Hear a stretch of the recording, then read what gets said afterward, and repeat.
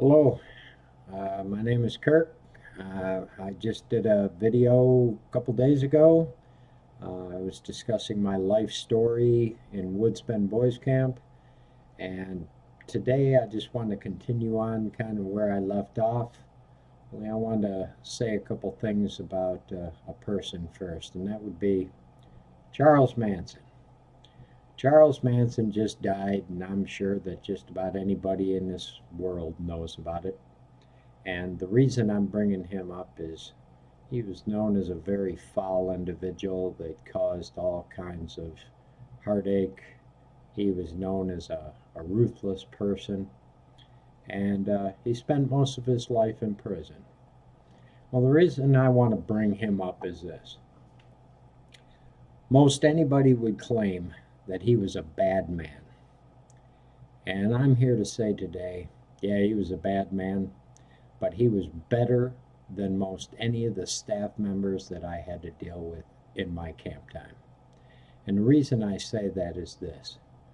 Charles Manson was a person that was obviously a lunatic. And he had a lot of goofy ideas, and he spread them throughout the community. But the one good thing is, if you look at Charles Manson, you know that guy's a nutcase. Everybody that ever knew anything about him, you could tell all he had to do was say 5, 10 words and you know what, this guy is not right. The reason I want to use him as an example is because the men that ran these camps, the staff, they don't just portray themselves as lunatics. They seem like ordinary folks until you get to know them. Till you have to deal with them, till you have to live underneath their rules and regulations. And then you figure out real quick, these people are lunatics, and they really are, because they made their living off hurting children. And then they go home, and I'm sure that a majority of the people that they had to deal with, nobody knew that they were a lunatic. They come off as nice individuals. The community thinks they're great. They work for the state year after year. Everything seems to be fine, but it's not fine because these people, as I said, enjoyed hurting children. One of the things that really showed me this was the fact that every day that we had to deal with these men, they would make up situations that didn't even exist. They would come into the camp, and I would watch the faces of the other group members, whether they were in my group or not. I just wanted an idea. When I saw certain individuals walking in to do their shift, I would see them come in, start looking around, and I was curious, am I the only one that's going, oh my God, how am I going to deal with this? I hope he doesn't pick me tonight.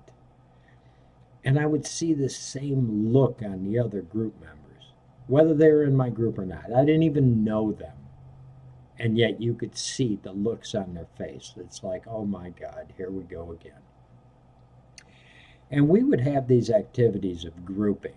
And I know it's been mentioned by Price, myself, many of the guys watching this now that have been through these camps, they know exactly what this is. But people that haven't been there, you really don't have a clue. But the main purpose of grouping was to, well, supposedly, if you had a problem and you didn't want to talk about it, you didn't want to share it, whatever, they felt the need to bring this out, no matter what your problem was. They wanted you to work with your issue.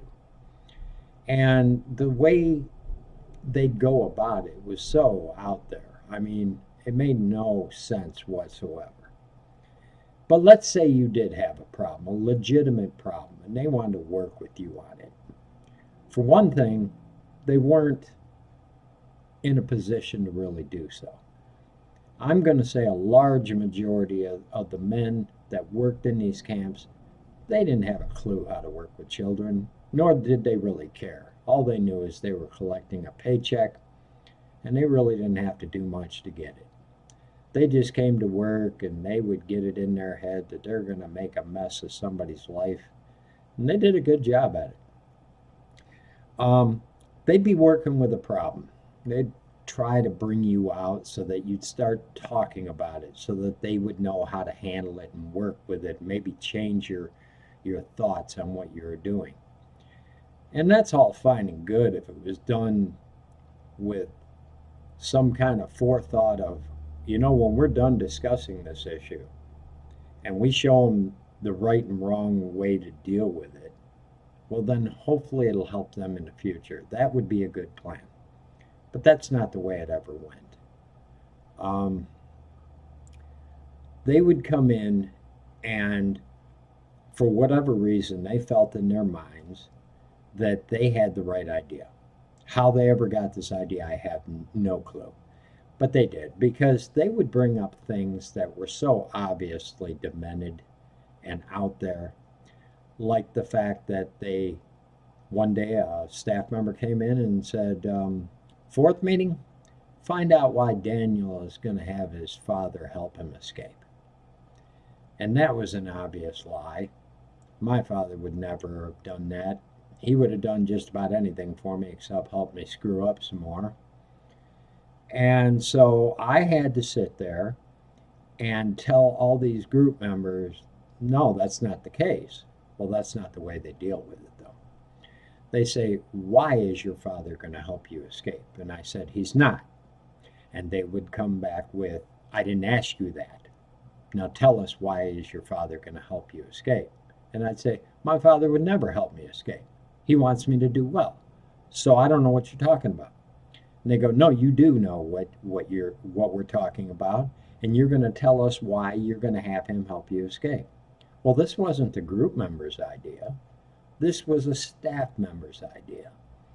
And once a staff member announces something, I noticed they never give up on it. They never come back and say, well, okay, I was wrong. You've explained this well. There's no way this could actually be happening. I just got things wrong. I'm sorry. No, it never happened that way. Once they announce something was happening, or they say, as I just mentioned, your father's going to help you escape. There was no getting out of that. It was now a fact in their head. And no matter what you had to say, no matter what you could come back at them with, it was never going to change what this staff member thought. So when I told them that my father was never going to help me escape, and I wasn't going to change that around because, well, obviously there would be a lot to pay for there. And since it was false completely, there was no way that I was ready to give in to that. Well, they had a way to make you give up on that. It's called, we are going to put you in positions that you cannot stand, and we're going to put you in unbearable pain until you fess up to exactly what we just said you've done. And I don't care how mean or big and bad you think you are, but when you got 8 to 10 guys sitting there forcing you into a certain position, you would have to be extra human to get out of it. They've got you, and you can only go as far as your body or your pain receptacles will allow you to maintain. And after a couple of days of grouping on me and putting me on projects and working me and you name it, they will make you say anything. I remember another group member, and I won't mention names at this point, but he was in my group, and the same thing happened with him. A staff member came in one day and decided to walk up on our little meeting that we were having, and he all of a sudden brought up, find out why this person is in love with his mother and will only have sex with his mother. And I knew a little bit about the guy. I mean, we had a few conversations here and there. On Saturdays when we were to be writing letters, I got a pretty good outlook on what his life was about. And it certainly did not include him being in love with his mother. I'm sure that that wouldn't be a first time. This world's full of all kinds of crazy things, and I'm not going to say it's impossible, but in this particular case, I knew it was a made up thing. And they made us group on him and jerk him around and beat him in the face and made him carry wood and saw wood and bust wood, carry water and scrub the parking lot. No matter what, he wasn't about to turn us around. He wasn't about to admit to something that was such a made up story. But it's amazing what pain will do to you. In the end result, and I can't say exactly how long it went on, but it was a long time. And he finally came out and said, yeah, everything you said is correct. And that's the only time that they decided that they were no longer going to group or camp on him.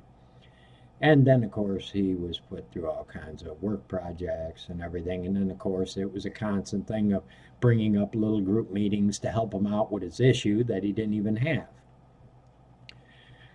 It was the unfairness of everything that finally just got to wearing on you. Because it makes sense. If you're doing a lot of things wrong, you got a bad attitude, you just don't know how to handle your affairs, you're not doing anything to help yourself, you're not doing anything to help others, what have you. Okay, that's one thing. But let's just turn this around here, and this is another major issue that I had. Let's say that you're cooperating. You're doing everything that the staff would ever ask you to do. And that means that you're going along with the rules, the regulations. You're really trying to do your best at whatever they're asking you to do. But then you'll have a staff member walk up on you, and you know you're doing well. You at least have this inside feeling that, okay, I'm trying to progress. What I want to do is I want to follow the rules so I can go home. And in order to go home, you got to get in these 3 steps. And once you get those steps in, you get the approval of the groups and everything, you finally get what they call your walk-in papers. And you get to get out. That's what we were all about. We want to go home. We want to go somewhere other than there. Then you got a staff member that walks up, and you know you've been doing well. You haven't caused any issues. You're going along with their, we'll call it their programming. And then they walk up and say, find out why Daniel is doing so good. Well, up until that moment, there wasn't an issue. You weren't an issue. You knew that you were probably the last one that was going to be the talk. You were the last one that they were going to group on that day because you've been following procedure. You've been doing everything they've asked of you, yet now they want to know why you're doing so good. And I remember being kind of shocked at that. I was like, what? Because this is the first time I ever heard it. I didn't hear it used on another group member. I never heard it brought up by staff before. And I knew I wasn't the only one that was feeling that way, because when I heard the question, it's almost like, can you repeat that? Because that makes no sense. I didn't need to say that out loud. So I started looking around at the other group members. And I kind of see the look of, what are you talking about on their face? What do you, like they didn't hear it either. What do you mean, find out why somebody's doing so good? It's always about, why are you showing problems? Why can you not talk about your problems? Why can you not follow procedure? You know we have rules and regulations here. How come you have to be this bad person that can't do this? Okay, well, you get that to a point. But when they want you to be talked to because you're doing too good, it doesn't make any sense. So all these guys that didn't have an issue with me, period, up until this point, all of a sudden now they start circling around me. And they start asking, so why are you doing so good? And I'm thinking, and I'm not saying it, but I'm thinking to myself, you hypocrites. You didn't have a problem in the world. You know there's no problem. And here you are standing around me now, and you're saying, why am I doing so good? Like you knew it. Like you knew I had something going on, and all of a sudden now it's just a fact in all of your minds. And now you're going to do whatever is necessary to find out why I'm doing so good. So, my point of this is no matter what you did in this camp, you couldn't do anything right. If you followed their rules and regulations completely, you still weren't doing it right. They would always find a reason to sit there and mess with you and find a reason why somebody should be beating on you or you should be beating on somebody else. That's all it was. It was one giant fight through the entire time I was there.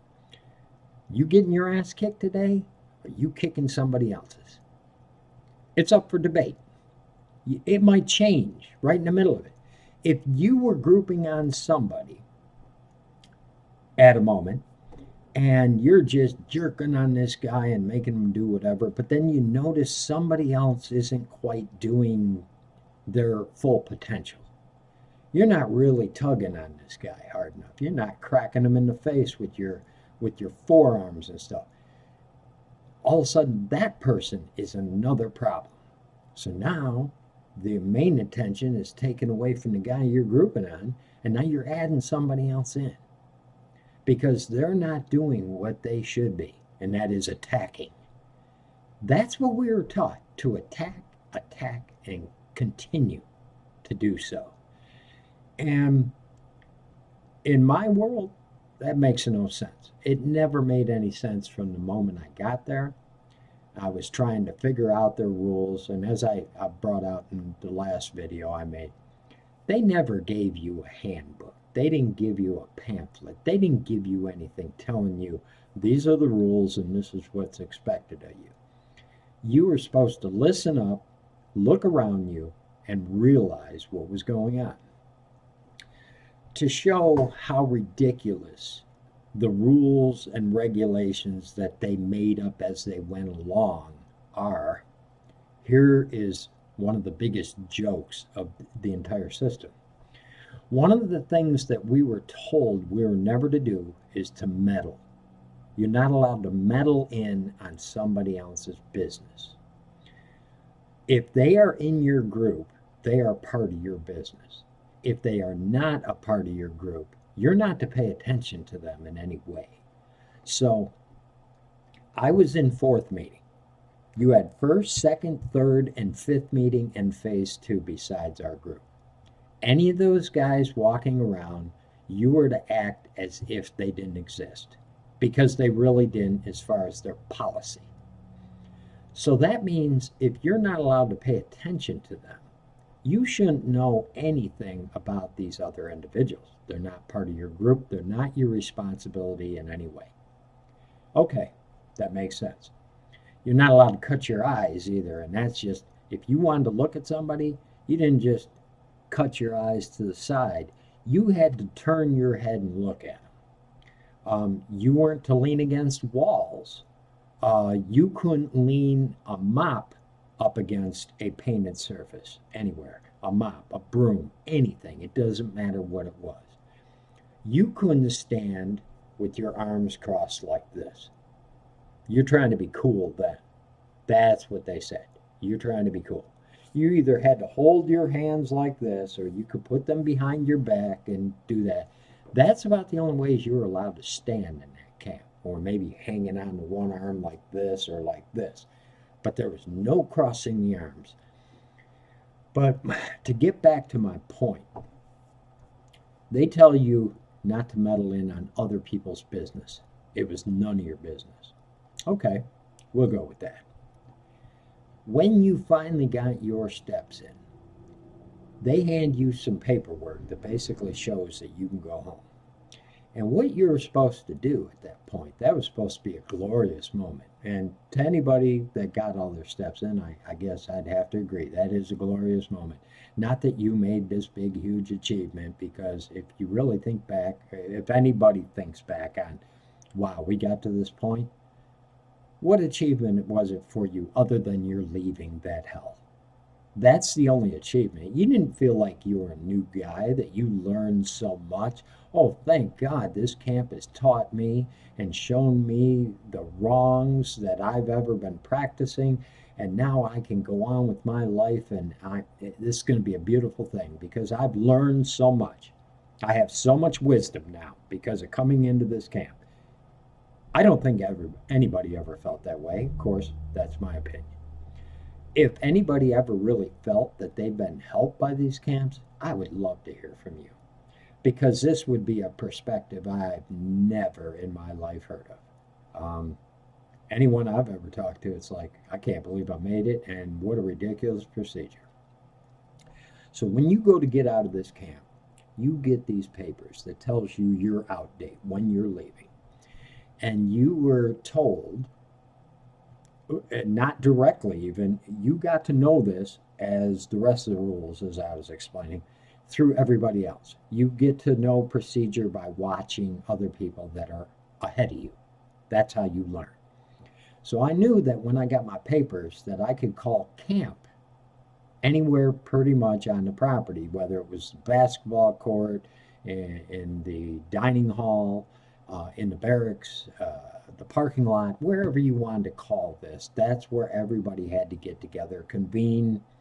And what you were to do is you were supposed to hold your papers up in the air, and you were supposed to spin a circle as you're talking to the entire camp. And basically, my time there, as your steps are done, it takes you a certain amount of time to get them in. Everybody's different.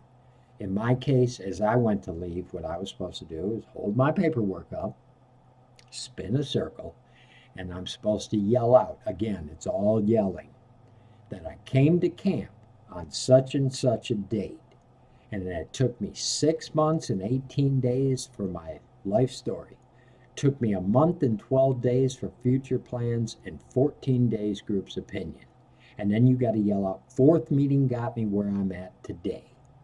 And at that point, you are to walk over and keep your papers all the way in the air. And then you're to shake the hand of the next man as he puts a hand on your shoulder. Now, we're dealing with the entire camp now. We're not just talking fourth meeting. We're talking about every group there, and now you are to go and tell every one of these group meetings how you've seen them, one, screwing up, what they're doing wrong, or tell them what you've seen them doing right, and that you should proceed in this manner. Like, let's say I pick a guy, his name's John Smith. John, I see, he's in second meeting, say. John, I see where you've had a lot of downfalls and you really had a hard time getting yourself together, but I see that your group has been working with you, and I see you've turned this around and you've become a prominent source in your group, and now you're starting to teach the younger members in your group how this is properly done so that you are helping them attain their goals. Well, all right, and you go on from each group member and approach them in the same way. You have to give this speech to everybody. But then we have to remember one thing. We were told to begin with, you don't meddle in other people's affairs. You're not to pay attention to them. When they walk by, you act as if they're not even there, which makes you a plastic person to begin with because, let's face it, every person walking around nowadays, you're aware of your surroundings. Unless your face is stuck in your phone and you're just one of those guys that you're texting as you cross streets. But for the most part, most people are aware of their surroundings. And to try to act like you're not aware that a bunch of guys are walking right next to you and by you and you don't even look their way, that's being fake. That's not being real. And for me to be able, me or anybody in that camp, to be able to get your walking papers. Now, this is saying you've gotten your help, you've given your help back to your group, and now you're ready to go home. So that means you pretty much learned whatever rules and regulations they had to hand out. So this should not be a strange thing for you to realize that if you're able to walk over to any other group members and tell them what you've seen out of them and what they should be doing in the future or that they're doing well, anything. For you to know anything about them, for you to be able to comment to them, means that you must have been meddling. And right there, if I was going to follow rules and procedures, I would be thinking, this is kind of like opposite ends of the spectrum here. You tell me not to meddle. But when I'm finally done with achieving everything that you told me I had to learn, now all of a sudden I have all this information about people that I was not allowed to pay attention to. And if I do know anything about them, then I wasn't following procedure to begin with. That should have been an immediate, if they really wanted to get down on things and be right, that should have been a moment they say, wait a minute here. How can you go over and give any kind of advice to another group member when we told you not to meddle? Well, that's a catch-22 right there. But they didn't do that. And the reason they didn't do it is they teach one thing, but it doesn't mean anything. So they tell you not to meddle. They realize if you're able to answer these questions in the end result, you were meddling. You're not really following procedure, are you? But that didn't matter to them. That's what they expected from you. So that tells me that their rules are not really etched in stone at all. They don't really have anything that they want you to follow. They just know that you got to get your 3 steps in. And if your group members allow you to do that, the staff allows you to get those in, and they can only hold you X amount of time, whether it's because your 18th birthday is coming, or then they can move you into another group where they can keep you even longer. Whatever the case, it's pretty much they don't have anything set up for you other than whatever they can do to you during the time that they know they're going to have you. And they make good use of that time if you're a person that likes to abuse and hurt people. They're very good at it. I've never seen anybody better at it. And it's never ending. It goes on and on. And the only time it does end is when you get out. If you get out. That depends if you're one of those that they just went a little bit too far on and maybe killed you. There was a couple of people that were hurt while I was there. I seen what happened. They weren't in my group, so I wasn't supposed to pay attention. But as I told you, I kind of have this thing called peripheral vision, and I am aware of my surroundings, and I do realize things are happening around me, so I see things. That doesn't mean I could talk about them, but there was a couple of other group members that were hurt in other groups, and when they got hurt, they were taken away, and I never seen them again. Does that mean they're alive? Not sure. I know that in our camp, Dennis Buttry died in 1972. I wasn't there. There's another boy. His name has been unannounced. His name was in the paper, and he got one tiny paragraph of information. And he was a boy in 1978 that was stated he was on the Woodsboro football team, and he was running for a touchdown, and he failed. He got tackled. And I believe that's what football is. You don't always make it down for a touchdown. You do get tackled. Well, they had a little bit of a different idea about things. See, if you're in Woodsboro, that means that you have to be the best of the best. They expect no less out of you. It's as if you have to be perfect. They would not allow a loss in a sport. I had an opportunity to get on the softball team. I didn't want to be on the softball team. And the reason I didn't want to be on it is because I realized what happens to you if you don't succeed. Let's say I'm playing on the softball team and I'm out there in the field and I miss the ball. Hey, we're not perfect. That's what makes it a sport that you can't really count on. You don't know what's going to happen. You're only as good as the errors you make in the sport. All right? So I missed the ball. Next thing you know, I just might get grouped or camped on because I missed the ball. They might not just see it as, hey, I'm an imperfect human being. They're going to see it, why didn't you catch that ball? You lost that game for us. You lost that play for us. I did not need that extra added mess in my head to be playing a game that was optional. I did not need the extra stress. So I stayed away from the sports.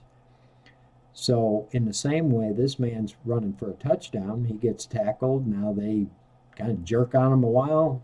From what I hear, it's all hearsay. And he goes out to try harder. And he falls over dead. And they said it was asthma. Well, asthma could have been it. I don't know. They claimed that Dennis Buttrey died of asthma as well. Kind of funny how he had like 40 abrasions and contusions and blood coming out of his head and everything else. And but that's what they stated. He died of asthma. We know that that is nothing but a giant fallacy. It never happened. That isn't the end of the deaths either. But here, this guy falls over in 1978. It was either October or November, and he's dead. But his name is not mentioned. It's not in the papers. I've checked with the papers to find out what is up with this, and nobody's been able to come forward with a name, although several people were very much aware of it when I was at Woods Bend. So it's just a matter of, do you actually get out? Do you go on? Do you move ahead? Do you feel you learned anything? I never learned anything. I didn't learn a thing that was worthy of telling you, other than the fact that when I went into that place, I was not a hateful person that wanted to hurt everything that breathed. They made me that way. They made me that way the day that they put me in that locked knee position, bent over at the waist, palm in the ground with scrub brushes, and would not let me up, even though I was in so much pain I thought I was going to die. And the fact that they were willing to do that and act like it was an everyday practice and did not even question whether or not I was really hurt. None of those group members are doctors. The staff definitely were not doctors. They don't know what your body can handle. Here's another thing. I was never given a physical there. I never seen another group member given a physical. Now, whether or not somebody ever received one, I wouldn't know. It wasn't in my face. It was never announced. Nobody ever mentioned one. As far as I'm aware, during my time, I have never heard of a group member being given a physical. And it seems to me, if you're going to put anybody under tremendous stress of carrying massive loads of weight, put them in positions that they shouldn't be put into to begin with, you should at least have their current health status. The fact that they didn't know whether or not we had a bad heart or a bad liver, or we had, if we're diabetics, if you didn't walk in saying, hey, I'm a diabetic, I guess you'd never know until you figure it out. I don't see how they could put us through all that strain without knowing what our physical condition was. They said that another man or boy, Dominic Owen, he died of a heart disorder. Well, they put a lot of strain on him. If he wasn't put under strain, maybe he wouldn't have died of a heart disorder. But better yet, if they would have done a physical on this Dominic Owen, they would have known that he had a heart condition. Maybe they wouldn't have put him through that. Maybe they still would have. That remains unanswered and we'll never know. But the fact is, if you are under the state's care, and which we were, once they turned you over back in that day to the Department of Human Resources, you were their responsibility. It was their responsibility to house you, clothe you, feed you, give you proper medical. The only thing that I can say that I really can't complain about was the food.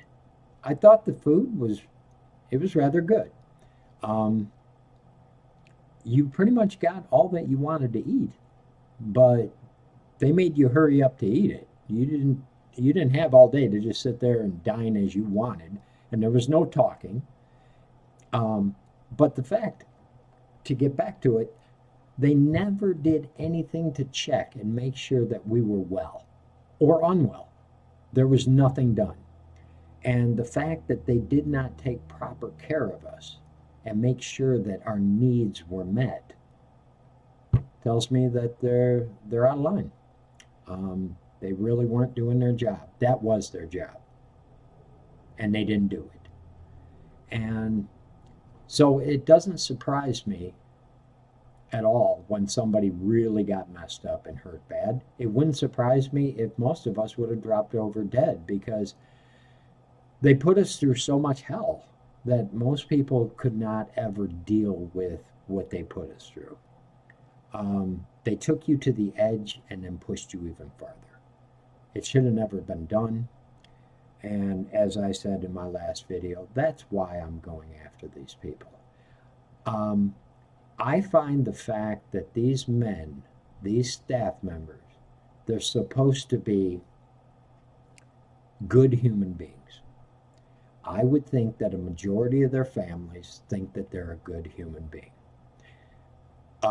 Their friends out in society, in their cities, in their small hometowns, they probably think that these men are decent men.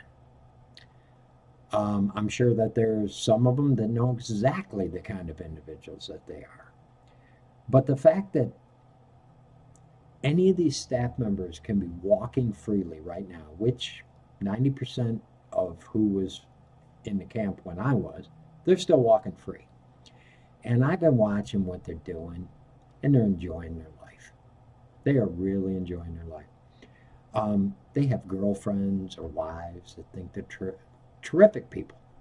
It's all over. It makes me sick to see somebody feel that these individuals that tortured us and abused us daily made up things that did not even exist just to make our lives even worse.